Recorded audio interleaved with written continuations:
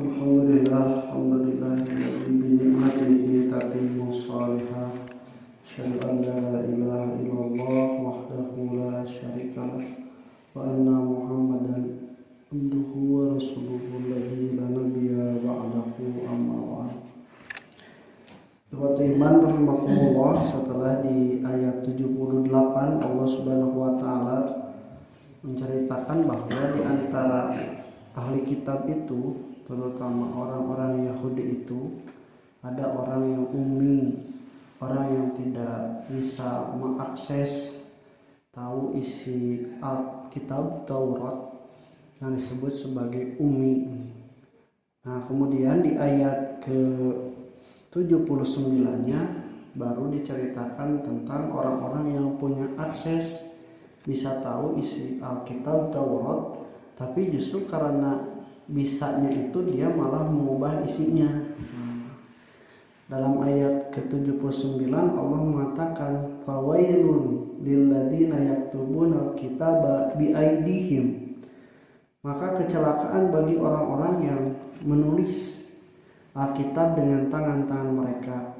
Summa yaquluna hadza min indillah, cerita anu geus dirobahna teh kumanehanana dicaritakeun ini dari Allah Subhanahu wa taala. Yashtaru bihi thamanan qalila, tujuannya apa? Untuk mendapatkan keuntungan, untuk menjual ayat-ayat tersebut dengan harga yang sedikit. Fawailul lahum mimma katabat aydihim, maka kecelakaan bagi mereka dari apa yang telah mereka tuliskan oleh tangan-tangannya. Wa wailul lahum mimma yaksibun, dan kecelakaan bagi mereka atas apa yang mereka usahakan. Ikhwati iman rahimakumullah, kalimat wailun itu di dalam bahasa Arab sudah mafhum, sudah terkenal. Bahasa paling sederhananya itu hampir sama dengan kalimat waih. Waih itu alangkah celakanya aku. Makanya wailun itu disebutkan dengan kecelakaan. Dalam kitab Mujamu Wasit itu diartikan sebagai wail itu adalah solusi yang paling buruk. Nah, rumusnya di dalam Al-Quran, kalau ada satu kalimat dalam satu ayat diulangi atau sama, maknanya berbeda. Jadi fawailun tadi dihapuskan kecelakaan, fawailun lahum kecelakaan, wawailun lahum itu kecelakaan juga, padahal beda asal artinya itu. Maka wailun ini yang pertama, satu adalah dilaknat. Dilaknat ketika orang yang tahu isi Alkitab dan orang yang sudah sadar bahwa Alkitab itu telah dirubah, bukan lagi sesuai dengan aslinya, maka mereka akan mendapatkan celaan, laknat dari berbagai orang. Nah, padahal orang-orang yang merubahnya sudah tidak ada, sudah jauh dari generasi yang sebelumnya, tapi laknatnya itu akan terus berlaku, terutama bagi orang-orang Islam yang mengetahui tentang isi Alkitab yang sebenarnya berdasarkan padanan Al-Quran. Wailul lahum, dan juga kecelakaan bagi mereka. Wailul lahum mimma katabat aydihim, dan juga kecelakaan. Wail yang kedua itu rahimakumullah adalah siksaan. Jadi siksaan, adab siksaan baik itu di dunia ataupun nanti di akhirat. Nah, yang ketiga wawailul lahum mimma yaksibun, atas akumulasi apa yang dikerjakannya itu disebut sebagai neraka jahanam. Nah, disebutkan bahwa wail itu adalah neraka jahanam, atau neraka yang kalau misalnya orang kafir masuk ke neraka tersebut 40 tahun karek nepi ka dasarna handapna. Ai anu ragrag gancang lalaunan. Gancang tah ku sagancang-gancangna teh 40 tahun karek nepi. Ini sampai saking dalamnya neraka waya tersebut. Kalau misalnya semakin dalam suatu jurang, berarti kan semakin susah dan semakin mustahil untuk keluar. Ya, keberat-beratnya. Kemudian juga ada yang dikatakan bahwa wail itu adalah neraka yang kalau satu gunung masuk ke dalam neraka tersebut pasti akan meleleh. Gunung teh kabayana entong siga kertas, gunung mah eusina teh batu taneuh gitu. Tapi ku kuat-kuatna eta seuneu nepikeun ka bisa ngaduluk batu jeung taneuh. Bahkan dikatakan jabalun fi jahannam, bahwa yang disebut dengan wail itu adalah suatu gunung yang ada di neraka jahanam.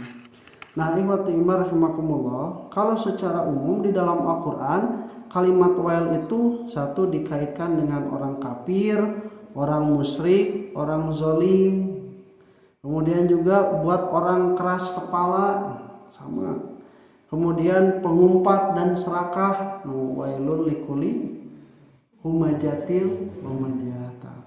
Kemudian juga orang yang mendustakan hari kiamat.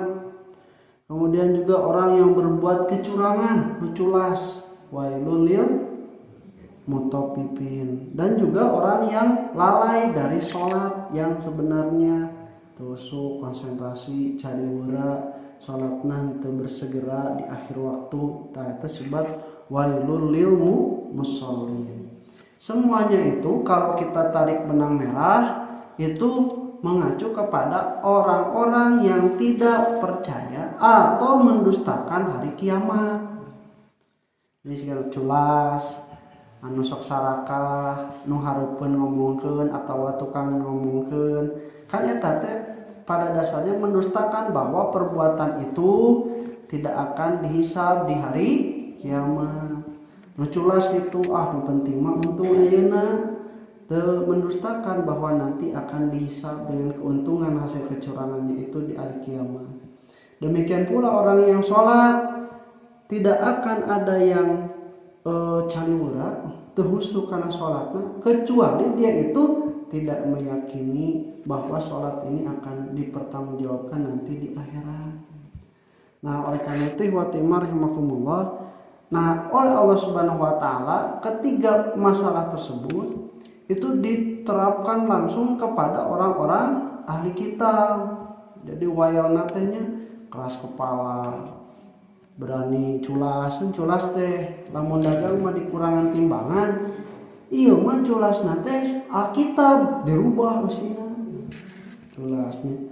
Nah, kemudian juga pasti ini menyangka bahwa tidak akan dipertanggungjawabkan nanti di hari kiamat. Nah, ikhwati rahimakumullah, kata wailun itu di sini dikaitkan satu dengan fi'il mudhari, jadi kata kerja yang akan datang, fawailun lilladzina yaktubuna. Kemudian fawailun mimma katabat aydihim itu dengan fi'il madhi, fawailun lahum mimma yaksibun dengan fi'il mudhari lagi.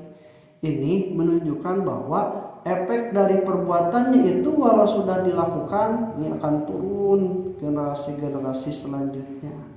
Bayangkan nu ngarubahna teh sakali tapi nu nuturkeun anu salah nu katipuna sampai nanti di hari kiamat. Maka ketika orang-orang yang ditipu dari mulai kitab tersebut dirubah sampai pada hari kiamat, ketika nanti tahu bahwa ini adalah hasil perubahan perbuatannya, cing nalika kapanggih tek nyalahkeun moal. Oh, gara-gara ieu urang teh, gara-gara maneh. Nah, maka ikhwati iman ini dosa yang sangat berkepanjangan. Makanya wailun itu tadi dikatakan solusi yang paling buruk. Dia geus cilaka we lah.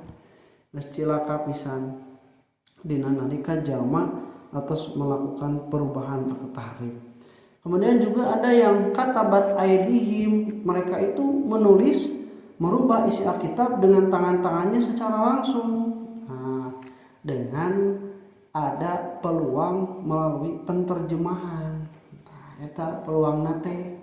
Maka ketika dirubah dari bahasa aslinya Ibrani ke bahasa Yunani, kan ada peluang untuk merubah isi nate kumaha nulis.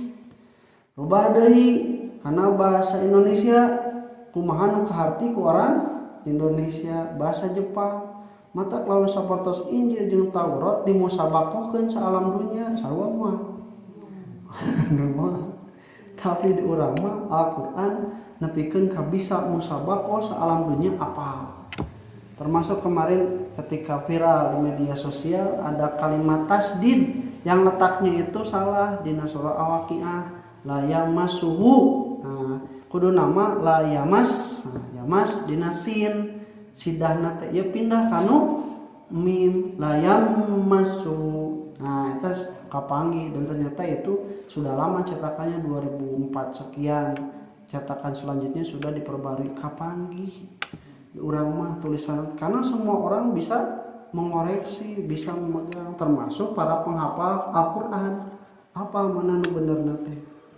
Tapi Watimah rahimakumullah di ayat ini juga tidak diidopatkan dengan tangan. Berarti aya jama-jama nu henteu ngarubah kana kitab nama konseptor.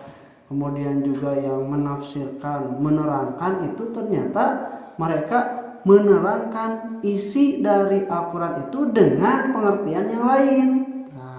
Isi dari Alkitab itu dengan pengertian yang lain. Nah, ini disebutkan di dalam Al-Qur'an, yuharrifunal kalima amawadihi. Mereka itu merubah, menyimpangkan kalimat tersebut dari tempat makna asalnya. Ya, dari makna asalnya. Ya wala taqrabah hadhihi sajarah. Jangan kalian mendekat di pohon ini, dikaitkan hubungannya tong milih partai anu aya ayat tangkalan di mana kolerasi nah gitu nepikeun ka bisa kitu. Nah, ini adalah merubah dari apa yang seharusnya. Lebih lagi Watimah rahimakumullah, orang-orang yang merubah itu meureunna teu siga ahli kitab mah, teu siga Yahudi mah. Tapi ketika orang merubah isi-isi pengamalan dari Al-Qur'an dan sunnah Nabi dengan perkara yang diyakini sebagai lebih baik dari sunnah Nabi yang disebut dengan bid'ah. Tak kudu hati-hati, sunnah ieu lebih hade maca Quran. Itu maca Quran mah nya dicarek, lain maca Quran nu carek mah eta di kuburanana. Nah, kemudian juga mencit, kan mencit itu persembahan, ya teh cenah kurban urang, lain mencitna, tapi kernaon mencitna jeung kersaha nepikeun ka ngabangun, kudu mencit, umbah hidung terus dipelak huluna. Ya Fatimah rahimakumullah, perbuatan-perbuatan yang bid'ah yang merubah dari isi Al-Qur'an dan hadis. Maka Fatimah rahimakumullah harus hati-hati. Kata para ulama, meninggalkan sesuatu yang diduga ini sunnah itu lebih baik daripada melakukan sesuatu yang atau meninggalkan sesuatu yang ditakuti ini bid'ah.